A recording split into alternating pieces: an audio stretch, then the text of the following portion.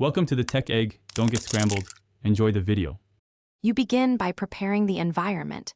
Install a stable Android emulator like BlueStacks or LD Player so Alight Motion can run on your PC. Download the official APK or install from Google Play within the emulator.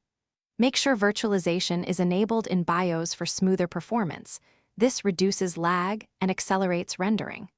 Once the emulator finishes installing, sign into your Google account. Then import the APK or open Play Store to install Alight Motion. This gets you to the first usable workspace fast and reliably. Now you set up your project and bring in assets. Create a new composition and choose resolution, frame rate, and aspect ratio to match your delivery platform so you avoid reformatting later. Import video, audio, and vector assets by dragging files into the emulator window or using the import dialog. Name layers clearly to speed edits. Once imported, place clips on the timeline, adjust trimming, and use timeline zoom to refine. Also enable GPU acceleration in Alight Motion settings to render complex effects more quickly and avoid dropped frames. Finally, export your composition correctly to deliver a crisp file.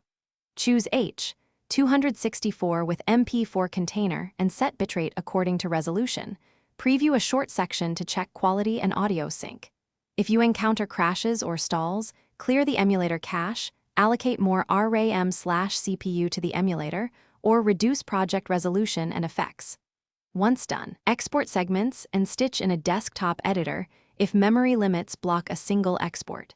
This approach ensures a successful final render and gives you a fallback if problems arise.